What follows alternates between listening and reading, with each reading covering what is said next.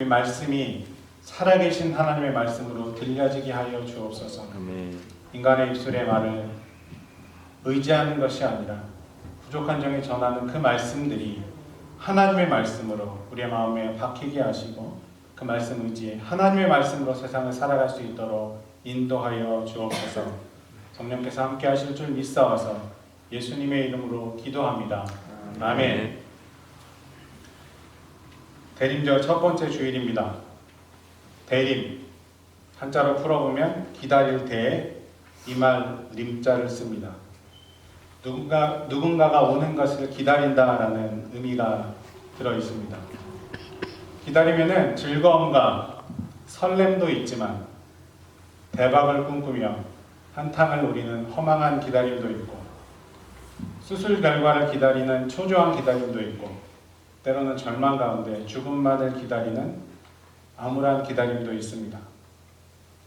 그러나 이런 모든 기다림 가운데 가장 위대하고 아름다운 기다림이 우리 앞에 있습니다. 그것이 바로 사망 가운데서 우리를 구원으로 이끌어내실 구원자 예수를 기다리는 겁니다.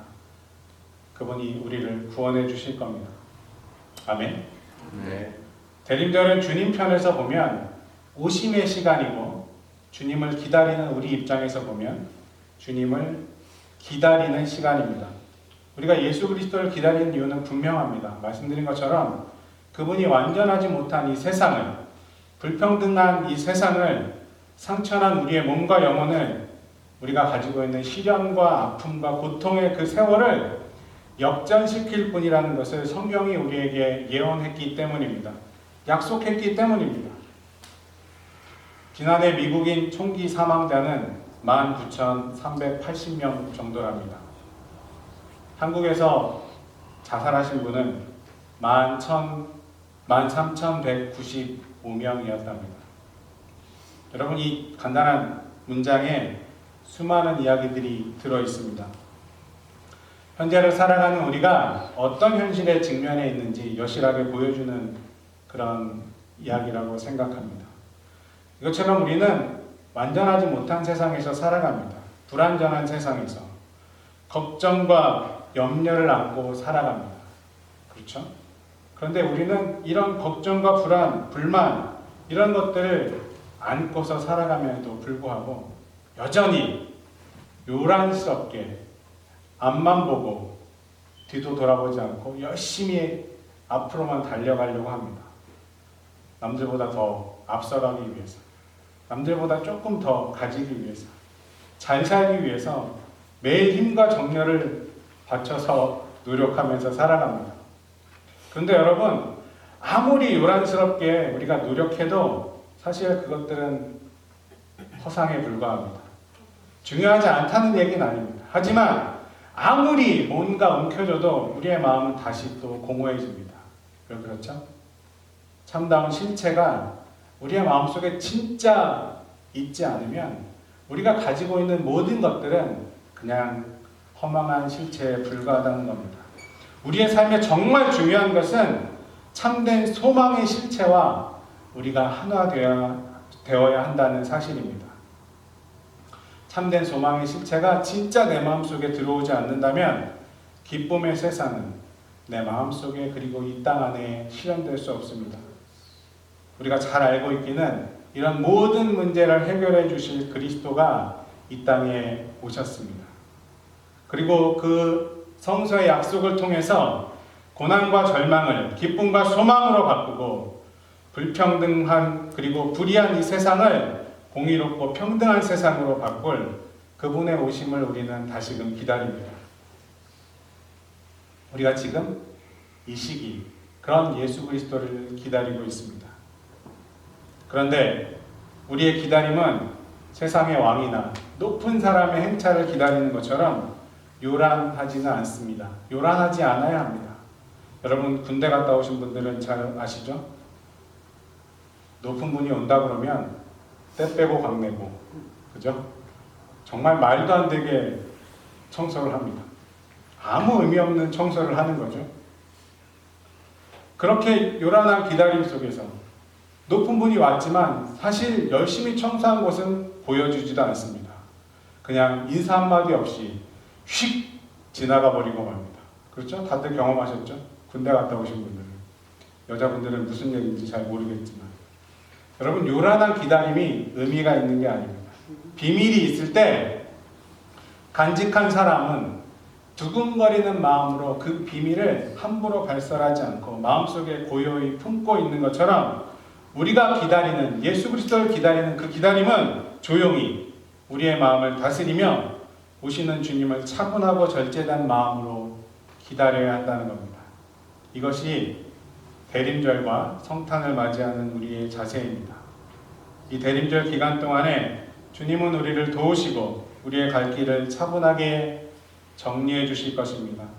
여러분, 혹시 이 시간 일상의 아픈 문제들 때문에 냉가슴을 앓고 이 자리에 나온 분이 계시다면 오실 주님께서 여러분의 마음속에 평화와 평강의 은혜로 함께 하실 줄로 믿습니다. 여러분, 그 평화와 평강을 고요한 중에 소망하며 주님이 몰고 오실 위로와 축복을, 위로와 회복을 기다리시기를 주님의 이름으로 축원합니다. 대림절이 되면 지금까지 우리는 늘 그렇듯이 예수님의 세 가지 오심에 주목했습니다. 첫 번째, 과거. 두 번째, 현재. 그리고 마지막으로 미래에 오실 주님을 우리는 기억합니다. 첫 번째로 과거에 2000년 전에 이스라엘 베들레헴 땅에 오셨던 우리는 주님을 기억하며 기념합니다. 두 번째로 지금 이 순간 현재 바로 이 자리에 말씀으로 우리에게 오시는 주님을 기억해야 합니다. 세 번째, 우리는 이제 다시 오실 주님을, 즉 종말의 주님을 기다립니다. 여러분, 그런데 이 기다림은 그저 멍하니 기다리는 그런 약한 것이 아닙니다. 씨앗이 흙을 뚫고 나오기까지, 새가 알을 깨고 나오기까지, 어머니 뱃속에 있는 아이가 세상 밖으로 나오기까지 생명은 늘 기다림을 필요로 하는 것을 우리는 잘 알고 있습니다. 그 기다림 속에서 생명은 힘을 만들어냅니다. 나비가 애벌레가 되는 그 과정까지 나비는 스스로 실을 감는 아픔과 노력을 감당합니다. 번데기가 돼서 매달린 그 시간은 멈춰진 시간이 아니고 하늘을 향해서 날아갈 준비를 하는 그런 중요한 내적 성장의 시간입니다. 그렇게 기다림은 고통이 아니라 힘이라고 이야기할 수 있습니다. 여러분, 하나님이 여러분에게 약속해 주신 것을 소망하며 기다리는 그 시간들이 때론 힘들고 아프게 다가오시죠? 저도 마찬가지입니다. 왜 이렇게 더딘지. 하나님이 무언가 분명히 나에게 약속하신 것 같은데 나에게 이루어질 것들을 그렇게 기대하며 소망하는 시간들이 길어졌을 때 그 시간이 약속하고 하나님의 약속이 의심으로 다가올 때가 있습니다. 예수님을 기다리는 이스라엘 사람들도 그랬을 겁니다. 그런데 이 이야기를 한번 들어보십시오. 차동엽 신부님이 무지개 원리라는 책을 쓰셨습니다. 신부님이 그 책에서 중국산 대나무에 대해서 이야기합니다. 이 중국산 대나무는 나무를 심고 물과 거름을 줘도 4년 동안에는 거의 자라지 않는답니다. 그런데 5년째 되는 해에 한 4주, 5주 동안에 놀랍게도 평균적으로 약 27m를 자란다고 합니다. 눈으로 직접 보지 않고는 잘 믿어지지 않죠? 4년 동안 자라지 않다가 5년째 되는 해에 4주, 5주가량 27m까지 성장한다고 합니다. 이 이야기를 하면서 차동현 신부님이 그 책에서 묻습니다. 과연 이 대나무는 5주일 동안 27m를 자란 겁니까? 아니면 5년 동안 27m를 자란 겁니까? 뭐죠? 정답이 5년 동안 자란 겁니다. 5년의 기간 동안에 비록 더딜지라도 심겨진 씨앗은 싹을 틔우고 서서히 자라나고 있었습니다. 그 더딘 시간, 그 눈에 보이지 않는 그 시간은 없었던 시간이 아니라 그 약속의 씨앗이 자라나고 있는 시간이라는 겁니다. 우리에게 기다림의 시간이 아픔이지만 어려움이지만, 괴로움이지만 하나님 편에서 보면 하나님은 일하고 계시는 시간이라는 사실을 여러분 꼭 기억하시길 주님의 이름으로 부탁을 드립니다. 여러분, 지금 하나님이 일하시는 시간을 우리는 살아갑니다. 기다리는 중이잖아요. 예수님이 다시 오시면 우리는 기다리고 있습니다. 우리 편에서는 아쉽고 야속한 세월일 수 있지만 하나님 편에서는 분명히 하나님이 일하고 계시는 시간이라는 사실을 우리가 생각하며 그 믿음으로 이 시기를 살아가시기를 주님의 이름으로 부탁을 드립니다. 이야기 하나 더 해보겠습니다. 스프링벅이라는 동물을 아십니까? 저도 잘 몰랐습니다. 아프리카 초원에서요, 떼를 지어서 사는 동물들이랍니다. 스프링벅, 나중에 인터넷에 찾아보세요. 가젤이랑 비슷하게 생겼답니다. 사실 가젤도 잘 모르겠어서 저도 인터넷을 찾아봤습니다. 가젤과 비슷한 이 동물은요, 시속 94km로 순간적으로 뛸 수 있대요. 여러분, 차가 100km로 달려도 엄청 빠르잖아요. 근데 동물이 94km로 달린다고 하면 얼마나 빠르겠어요. 그래서 사자나 치타 같은 맹수들에게 거의 공격을 받는 일이 없다고 합니다. 그런데 이렇게 수백 마리씩 떼지어 사는 이 스프링벅이 간혹 낭떠러지에 떨어져서 몰살당하는 일이 있답니다. 근데 이유가 꽤 의외였습니다. 식욕이 너무 왕성한 탓에 앞에 있는 녀석은 풀을 많이 먹기 위해 남들보다 앞서기 위해 열심히 달립니다. 뒤처진 녀석은 앞서진 녀석보다 더 빨리 푸른 초장에 도달하기 위해서 앞서기 위해 열심히 뛴답니다. 중간과 뒤쪽에 있던 녀석들은 앞에 녀석들이 달리니까 영문도 모르고 열심히 뛴답니다. 그런데 열심히 뛰다 보니까 정작 앞에 절벽이 있는지 모르고 앞에 녀석을 쫓아서 낭떠러지로 전속력으로 달려서 떨어져서 몰사한다는 겁니다. 실제로 있는 일이고 실제로 많이 일어나는 일이고 이것을 스프링벅 효과라고 그렇게 학자들은 이야기한답니다. 레밍 효과로도 알려져 있습니다. 동물들의 이야기지만 가만히 들어보면 우리 인생도 스프링벅 같다는 인상을 지울 수 없습니다. 그저 남보다 앞서로만 열심히 달리는데 사실 왜 달리는지 잘 모를 때가 있죠. 남들이 다 하니까 따라서 하고 안 하면 뒤처질 것 같으니까 나도 달리고 옆 사람도 달리고 언론들이 막 떠들어대면 그게 진실인 줄 믿고 그냥 살아갑니다. 늦으면 도태될지 모른다는 불안감에 속도 경쟁을 하면서 살아가는 게 사실입니다. 근데 여러분, 문제는 우리도 그렇게 생각 없이 달리다 보면 우리 인생도 스프링벅처럼 절벽에서 몰사할지도 모를 일이요. 그런 생각은 한 번도 안 해보셨습니까? 신앙도 마찬가지입니다. 아무 생각 없이 시키는 대로 의심 없이 질문 없이 하는 게 바른 신앙이 아닙니다.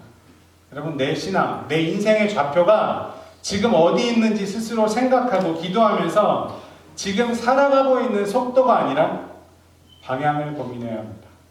그래서 때로는 쉼도 있어야 돼요. 때로는 기다리는 시간도 필요합니다. 속도가 아니라 방향이 중요하다는 말입니다. 이 방향이 제대로 설정되어 있는지를 성찰하는 시간이 기다림의 시간입니다. 그래서 기다림은 멍하니 기다리는 것이 아니라 소망 가운데 능동적으로 기다려야 하는 겁니다. 여러분, 지금 무언가 여러분이 기다리고 있는데 그것이 더디다고 느껴지시면 그 시간이 내 방향이 하나님께로 올바로 향해 있는지를 성찰하는 시간이라는 사실을 기억하시고 하나님께로 여러분의 방향을 맞춰보시길 바랍니다. 하나님이 그 기다리는 시간 동안 우리에게 바라시는 것이 바로 그것입니다. 여러분, 이것을 예수님은 오늘 본문에서 뭐라고 말씀하셨어요? 깨어있으라 라고 그렇게 설명하셨습니다. 누가복음 21장 34절 36절 말씀에서 이렇게 말씀하셨죠? 너희는 스스로 조심하라. 그렇지 않으면 방탕함과 술 취함과 생활의 염려로 마음이 둔하여지고 뜻밖의 그날이 덕과 같이 너희에게 임하리라. 이날은 온 지구상에 거하는 모든 사람에게 임하리라. 그럼 이러므로 너희는 장차 올 이 모든 일을 능히 피하고 인자 앞에 서도록 항상 기도하며 깨어 있으라 하시니라. 아멘. 깨어 있으라 라고 이렇게 표현하셨습니다. 기다림의 시간, 깨어 있어야 합니다. 이 말을 조금 쉽게 현대식으로 뒤에서부터 새롭게 풀어보면 이렇게 됩니다. 보여주실래요? 깨어 있으라. 그냥 깨어 있지 말고 구원자 앞에 서기 위해 항상 기도하며 깨어 있어라.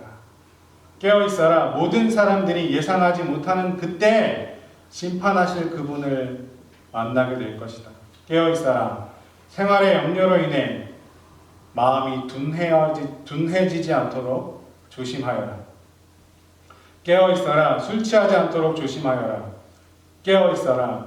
방탕하지 않도록 조심하여라. 라고 읽어볼 수 있습니다.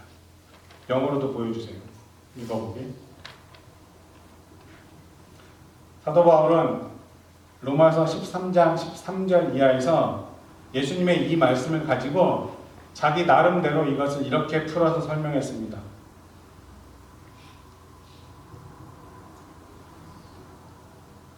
낮과 같이 단정히 행하고 방탕하거나 술 취하지 말며 음란하거나 호색하지 말며 다투거나 시기하지 말고 오직 예수 그리스도로 옷을 입고 정욕을 위하여 육신의 일을 도모하지 말라. 아멘. 이렇게 얘기했습니다. 여러분, 이게 기다림의 핵심입니다. 우리가 오늘 주님의 오심을 기다리면서 하나님이 우리에게 주신 약속들을 기다리면서 우리는 육신의 그 일에 힘을 쏟을 것이 아니라 빛 아래서 행동하듯이 항상 절제된 모습으로 단정히 행해야 한다는 말입니다. 여러분, 이 말은 설교 시간에 졸지 마십시오. 예배 시간에 빠지면 안 됩니다. 이런 단순한 얘기를 하는 게 아닙니다. 그게 안 중요하다는 게 아니라요. 설교 시간에 졸지 말고 설교 잘 듣는 거 중요하죠. 그래야 말씀을 들으면, 믿음은 말씀을 들음으로부터 시작한다고 말씀드렸잖아요. 예배 시간에 빠지지 마. 안 중요하다는 게 아니라. 그런데 그런 단순한 차원의 얘기를 하는 게 아니라 정말 이 어지러운 세상 속에서 하나님이 없어진 것 같은, 하나님이 나와 함께하지 않는 것 같은 그런 상황이 나에게 다가올지라도 그 상황 속에서 방향을 하나님 앞에 맞추고 끝까지 깨어서 살아가십시오라고 예수님이 여러분에게, 우리에게 부탁하는 그런 말씀이라는 겁니다. 제가 대학원을 졸업하고 목사 안수 받을 때 저희 아버님이 저에게 책을 한권 선물해 주셨습니다. 책 제목이 아무도 보는 이 없을 때 당신은 누구인가 였습니다.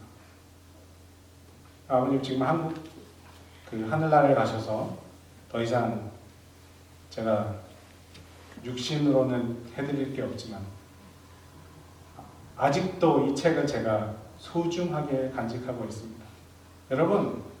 여러분은 아무도 보는 이 없을 때 어떤 분이십니까? 예수님이 오늘 우리에게 이걸 질문하고 계십니다. 예수님을 우리가 기다린다고 하는데 예수님 기다리면서 그 구원의 힘을 입어서 살아갈 거라고, 살아가야 한다고 그렇게 믿는 그리스도인이라고 살아가는데 우리는 어떠한 마음으로 이 세상을 살아가고 있습니까? 성탄절이 되면 분주해지죠. 제가 아르바이트 하는 가게도 장식한다고 정신없습니다. 번쩍번쩍번쩍 뭐가 빛나고요. 그죠? 제가 어렸을 때 전사 생활할 때 한국은 교회들이 장식 많이 했죠. 옥탑 꼭대기까지 사다리 놓고 막 기어 올라가서 막 그 전구 달고 장식 열심히 합니다. 여러분, 근데 왜 장식하죠? 성탄절 장식, 추리. 우리 지연이네 집에 제가 가서 밥 한 끼 얻어 먹었는데 정말로 추리를 너무 이쁘게 잘 해놨어요. 깜짝 놀랐어요. 너무너무 이뻐서 와, 이거 정말 누가 이렇게 미술하는 분이 해놓은 것처럼 잘 해놨어요. 그 사진을 이렇게 찍어서 여러분에게 한번 보여드리고 싶은데, 그런 장식들을 많이 하잖아요. 성탄절이 되면. 왜 하죠? 성탄절 장식하는 의미가 뭐예요? 이쁘라고? 사실은 예수님의 오심을 기다리는 마음으로 해야 되는 거죠. 그죠? 누구에게 보이기 위해서 하는 게 아니에요. 그래서 거치장을 하는 것보다 더 중요한 건 그 시간, 장식을 하지 말라는 게 아니라 장식을 하면서 예수님의 오심의 의미를 기억할 수 있어야 한다는 거죠. 우리의 마음속에 그 마음이 있어야 한다는 겁니다. 우리의 마음을 오히려 단장하고 우리의 신앙생활을 다시 점검하고 주님이 오실 내 마음, 우리 교회의 영적 상태를 다시 돌아보고 회개할 수 있도록 우리의 마음을 다잡아가는 시간이 이 기다림의 시간이 되어야 한다는 겁니다. 우리의 과거를 돌아보고 우리의 현재를 직시하며 미래를 소망하는 것이 바로 우리가 이 대림의 계절을 가져야 할 마음이고 참다운 성탄의 기다림의 자세입니다. 사랑하는 우리 성도 여러분, 예수님의 오심을 다시 한번 소망 가운데 준비해 보시기 바랍니다. 우리의 마음을 준비해 보시기 바랍니다. 주님은 분명히 우리의 슬픔과 고통, 아픔과 불평등, 그리고 죄와 죽음의 문제를 해결해 주실 구원자이십니다. 아멘. 마지막으로 한 가지만 더 생각해 보겠습니다. 주님이 오시는 때에 관한 이야기입니다. 그래서 오늘 예수님의 오심을 기다리는 이 대림의 첫 번째 주일의 교회력 본문이 깨어있어라. 무슨 말이에요? 종말의 때가 오니까 깨어있어라 이런 말입니다. 왜 이런 본문을 교회력 본문으로 택했을까요? 예수님의 오심의 때는 아무도 모른다고 성경은 이야기합니다. 분명한 것은 우리가 모릅니다. 우리가 정하는 시간이 아니라 하나님이 택하신 시간입니다. 근데 그 택하신 시간이 심판의 때라는 사실을 우리는 꼭 기억해야 합니다. 이게 대림절에 예수님의 오심의 의미에 굉장히 중요한 의미입니다. 이 심판의 때 악인은 심판받아서 저주와 멸망의 길을 가게 되고, 좀 미안한 얘기지만 주님을 의지하며 신뢰한 사람들은 구원의 시간이 된다고 성경은 분명히 이야기하고 있습니다. 다시 말해서 이 때가 주님이 오시는 기쁜 날이 아니라 그 주님이 오시는 그 때는 우리가 주님 앞에 서야 되는 그 시간이라는 사실을 여러분 꼭 기억했으면 좋겠습니다. 주님이 오시는 때는 주님 앞에 심판의 때로 서는 겁니다. 그러면 언제 주님 앞에 섭니까? 우리는 미래에 있을 그때만을 또 기다리면 안 됩니다. 언제 주님 앞에 여러분 서십니까? 말씀을 듣는 이 순간 우리는 주님 앞에 서는 겁니다. 매 주일 혹은 매 순간 매일 여러분이 말씀을 들고 서는 그 자리가 주님을 만나고 주님 앞에 서야 되는 그 시간이라는 사실을 여러분 마음속에 꼭 간직하시길 주님의 이름으로 부탁을 드립니다. 예수님이 어느 특별한 순간에 우리에게 오시는 게 아니라 이 대림의 시간에만 우리에게 오시는 것이 아니라 우리가 말씀을 대하는 그 순간 주님은 우리에게 찾아오시고 우리의 일상 속으로 들어오시고 우리의 일상 속에서 함께하고 싶어 하시고 우리의 마음을 두드리고 계십니다. 그래서 우리는 늘 말씀 속에서 우리의 삶을 깨우며 우리의 삶 속에서 주님을 영접할 준비를 하면서 살아가야 합니다. 어느 특별한 절기에 주님이 오시는 것이 아니라 우리의 일상 한가운데 무시로 우리에게 오시는 그 주님을 만나서 매 순간 주님과 동행할 수 있는 귀한 삶을 살아가시기를 주님의 이름으로 축원합니다. 여러분, 그래서 말씀을 듣는 이 순간을 헛되이 여기면 안 돼요. 분명히 말씀을 듣는 이 순간 하나님은 우리의 마음속에 오셔서 녹화하고 계십니다. 그 순간이 우리 하나님이 만날 수 있는 시간이고 예수님을 경험할 수 있는 시간이고 우리와 그 예수님과 함께 우리의 삶을 살아갈 힘과 능력을 얻는 시간임을 꼭 기억하십시오.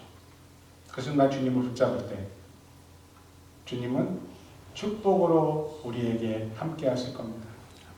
여러분, 예수님이 오시는 이 순간 주님이 우리에게 소망이 된다는 사실을 꼭 기억하시고 그 소망이 우리를 살릴 것들을 기대하고 소망하며 이 대림의 시기에 속도가 아니라 방향을 주님께로 돌릴 수 있는 귀한 믿음의 식구들 되시기를 주님의 이름으로 축원합니다. 아멘. 주님을 향한 진지한 방향 전환이 구원의 첫걸음입니다. 깨어있는 자세로 주님의 오심의 의미를 다시금 새롭게 생각해 볼 수 있는 우리 모두가 되시기를 주님의 이름으로 축원합니다. 아멘. 기도하겠습니다. 우리의 참 소망 되신 하나님, 우리의 삶의 모든 기다림 속에서 하나님께서 우리에게 약속하신 그 약속들을 믿음으로 받으며 나아가기를 소망합니다. 우리의 삶의 모든 기도의 제목과 간구 가운데 삶의 고통과 아픔 속에 하나님께서 나에게 주신 약속을 믿음의 눈을 떠서 붙잡기 원합니다. 지금 나의 삶 속에서 너무나 더딘 그 현실 가운데, 나의 고통스러운 현실 가운데 하나님께서 주신 약속이 심겨졌고 싹이 나며 자라고 있으며 하나님께서 신비하게 일하고 계심을 믿음의 눈으로 바라볼 수 있는 믿음의 용사들에게 인도하여 주옵소서. 주님을 기다립니다. 주님 우리에게 오시어서 우리의 생명을 살려주시고 우리의 삶 가운데 함께하여 주옵소서. 우리의 방향을 돌려 하나님께로 향합니다.